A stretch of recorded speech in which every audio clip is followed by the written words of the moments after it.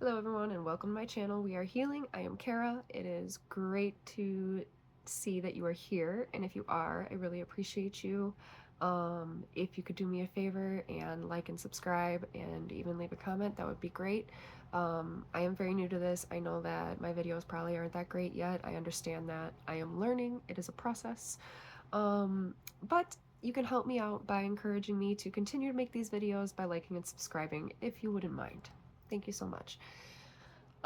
Today I want to talk about my experience with Imitrex. And so this is related to migraines. If you're someone who is a migraine sufferer or you have taken this medication before, then check this video out because I'm doing a little deep dive.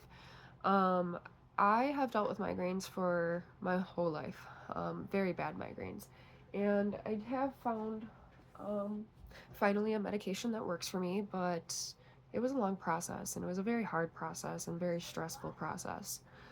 And one of the medications that I was given was Imitrex, and Imitrex is also called sumatriptan, but it is a breakthrough migraine medication.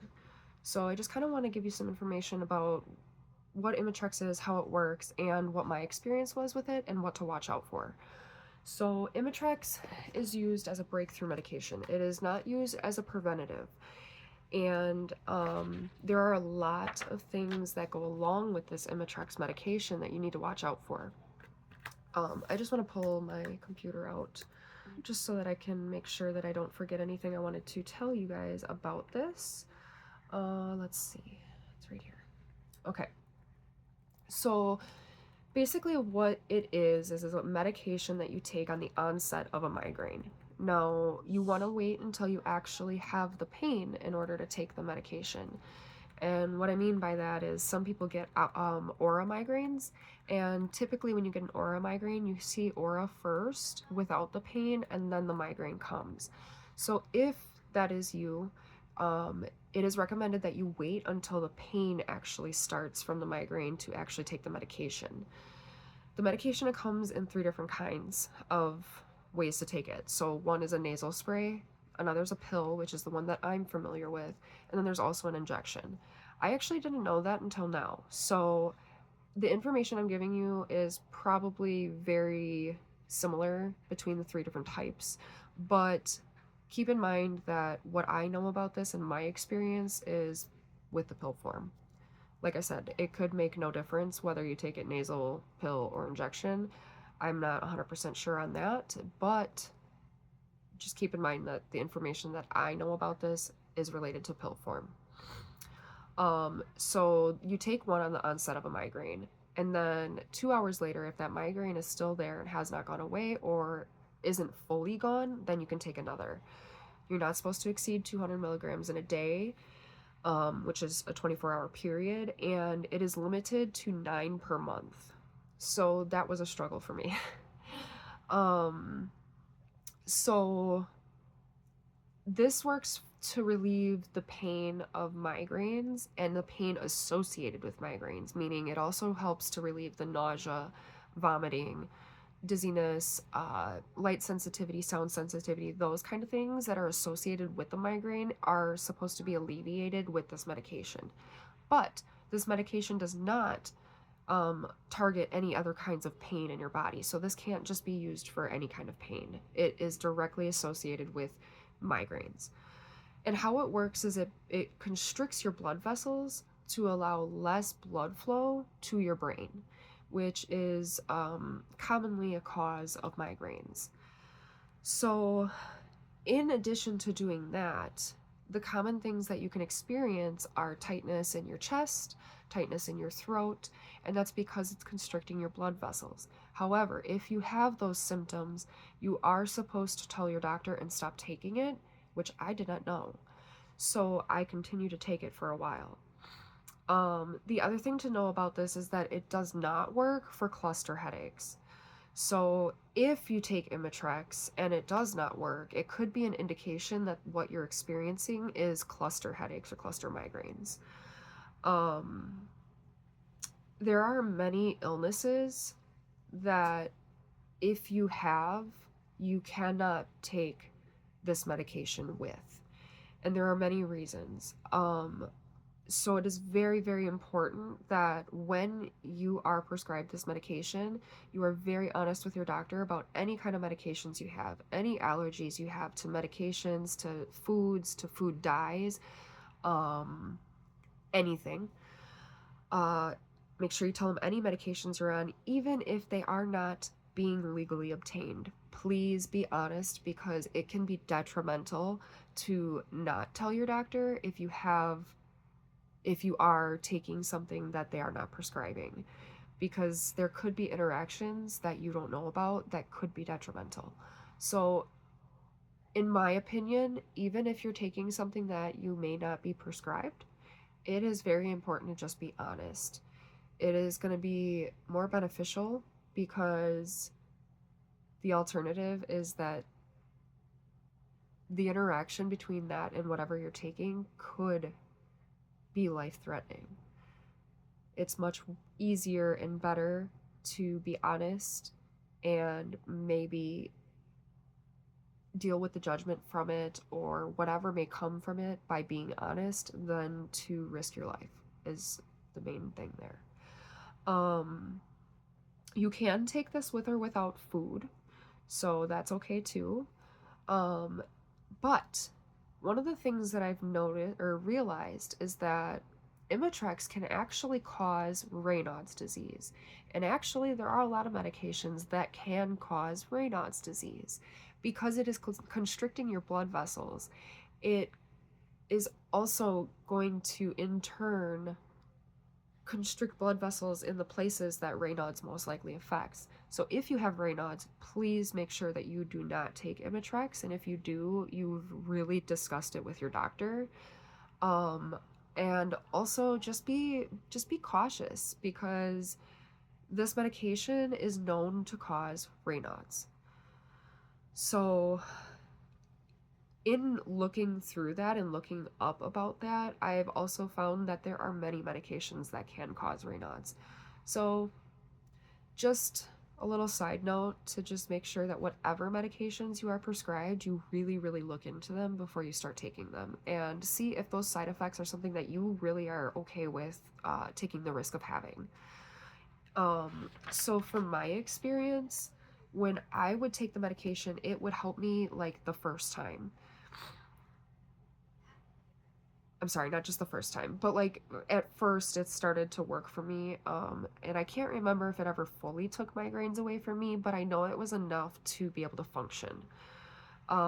Eventually it started to not work for me at all. And the tightness in my chest and in my throat got much, much worse.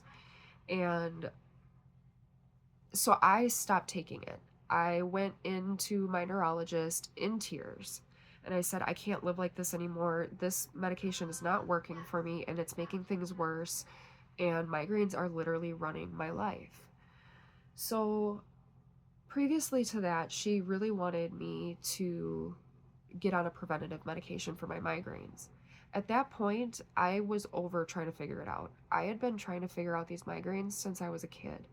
And I was just tired of trying new medications and going through the process of that. I mean, just to kind of go in depth, like you try a new medication and it changes who you are and it changes how you respond. A lot of these medications are related to like antidepressants or anti-anxieties, because it is very common that migraines are caused by stress and tension.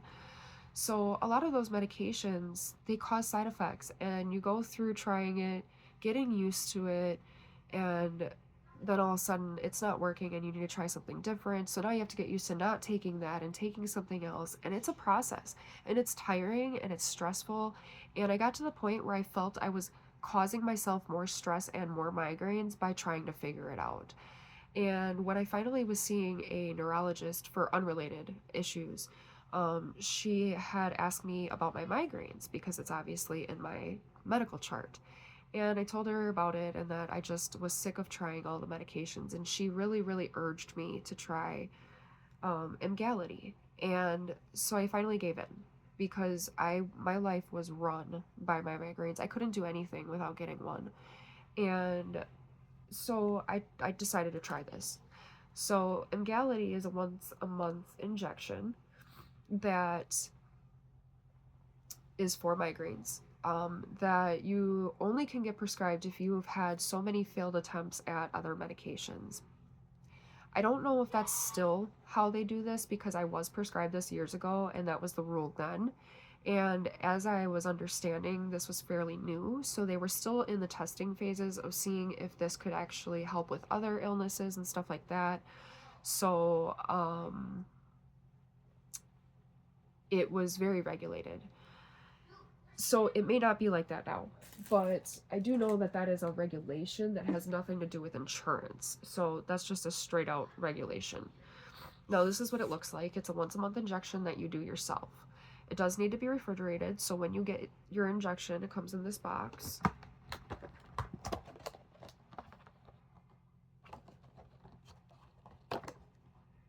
It has a pamphlet, so you should and can read that pamphlet. And when it's time to take your shot, it's recommended that you take it out of the fridge and let it warm up for maybe an hour before you actually do the injection. And then the other thing that is recommended is that you ice the area that you're going to do the injection on. Some people say it helps, some people it doesn't help. So you can try it and see if it works for you. The other thing is that you want to put it in a spot that's more fatty. From my understanding, you can do it in your leg or your stomach. I don't know about other areas, but the main thing is that you want to find a fatty spot to put it in. You don't want to put it directly in your muscle. The actual needle is not what hurts. What hurts is the medication going in. So how it works is first of all, there's a little cap here. You're gonna untwist the cap, take the cap off. The needle is not exposed. Okay, the needle is inside. Let's see if you can see on here. Probably not, but the needle is inside. So what you do is you turn this little thing to the unlock position. You put it in the spot after you've cleaned the area that you're going to use to inject it. So with alcohol, you want to wipe the area clean. And then you'll put this on the spot. You'll click the button. And when you click the button, the needle comes down and injects the medication. You cannot stop it. So when you start to inject, you cannot take it out. It's going to continue to spill the medicine out. It'll click a second time once it's finished. That's when you can remove it from your leg. You may have a little bit of blood, tenderness. It is recommended that you do not rub the injection site to spread the medication out. You just leave it alone. A lot of injections, they say, like massage it in. This one, do not. In my experience, this has been very difficult for me to do. But before I explain how horrible this is, let me explain that this one time a month horrible shot that lasts about 5 to 10 seconds is much better than dealing with the migraines that you get on a daily basis. So even though I am explaining how horrible this is to do, I want you to keep in mind that it is much more beneficial to deal with this pain for a few seconds once a month than the migraines. When you do the injection, let me explain how it was for me. For the first time that you do this, you do 2 at the first time. So when I got home and I had this, I tried to do it myself, and I stood up in my living room. I found a spot on my leg I wanted to do it on, and I clicked the button, and I was holding it there, and as the medication was injecting, the burning sensation increased to the point where my reflexes tossed this across the room. So ever since then, I had somebody else do it for me because I was afraid to lose that medication and be without. So if you have somebody that you can do this for you, that is great, but I think it is also very important to be able to do it on your own because, for example, in my situation, I had an ex-boyfriend who I was with for 3 years, and he used to do this injection for me every month. I never did it after I threw it across the room. When we broke up, I skipped my medication for months because I was afraid to do it myself. finally I did it myself. I did make a video. Maybe I'll post it later, just to kind of show what it's like. But I also am not sure if I can post that kind of video on here, so I have to check out first if I can, because I know that I tried to post a video about it on TikTok and it did not allow me, and I'm assuming it's because there's a needle injection. I'm sure that's why. So what really worked for me was when my ex would do it for me. I would lay on the bed on my stomach and he would get, because I don't have a lot of fat on my body, so it's hard to find a good spot to put this. So he would get in that spot that's like right under your butt cheek, where your thigh and your butt cheek connect. I thought that would be a good spot because it's a little more squishy there. It may not have been the best spot, but sometimes it wasn't bad and sometimes it was. So what he would do is I would lay on my stomach and he would put his arms and his weight over my legs so that I didn't jump, because we don't want to remove the needle and have it spray all over the place. And so then he would pinch my opposite leg to kind of distract me, and then he would inject. It was awful. Like, I have a pretty good pain tolerance, and I can't, this is bad. It is very painful. But like I said, it is 100% worth it. Just try it if you are offered it. If you are suffering from migraines that you get more often in a month, like more than if you have at least half or more migraine days a month, this is going to be a lifesaver for you. Maybe. I mean, everybody's bodies are different, so maybe it won't for you. But for me, it is. I get maybe one migraine a month, and that's around my monthly period. And so that's pretty normal because your hormones fluctuate around that time, which can cause migraines. So it's understandable that I still get one a month, but it's incredible that I can function in life now by taking this. I will also say that it is possible that the migraines I deal with are totally stress related, and I'm pretty positive they are. Does that mean that this is not needed and that I just need to manage my stress? Maybe. I asked my doctor that because in the long, overall, I don't want to be on medications that are unnecessary. All medications can cause so many different problems, so many different side effects, and if you are a sensitive person, it may not be best to try a bunch of different medications. So, if you think that your migraines are tension or stress related, I highly recommend that you try to do some different kind of techniques to help relieve that stress and tension before you try medications. So yoga is very effective, stretching, exercise, rest, obviously making sure you're getting enough rest, and managing your stress and the amount of stress that you allow into your life. I know that is not totally possible for people to do all the time. I am one of them, but I'm in a position now where I can focus a little bit better on my health and manage my stress better, and hopefully one day I can maybe get off this too. If you have any questions pertaining to migraines, medications that can be used for migraines, stuff like that, please feel free to ask. I'm not a doctor. I am simply a patient, but I am very involved when it comes to my medical history and my medical issues. And I do a lot of research. I do a lot of question asking. I think it's part of my ADHD that I just really need to understand things before I can use them or apply them to my daily life. So it's a blessing and a curse, because sometimes I go down the rabbit hole, but a lot of times it really is helpful.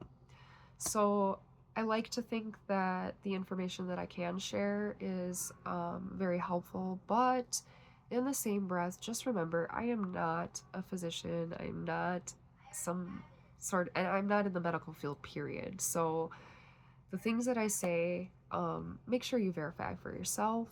I do my best to make sure that I don't put any information on here that I don't know about. But if you find that I have explained something incorrectly, I've said something wrong, please feel free to mention that.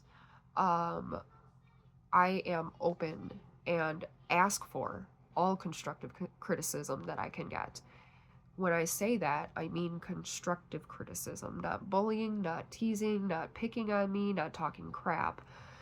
And with that being said, I haven't mentioned this in previous videos, but I want to put this out there that if at any point I get any negative comments, um, bullying type of comments, or if anybody in my comments starts bullying each other, I will block and delete you.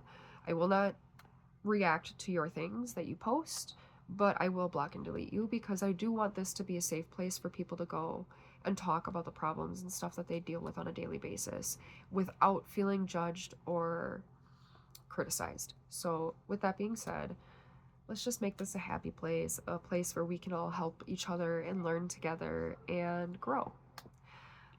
I hope this video helped out a little bit, and I hope you have a wonderful day. Love y'all. Bye.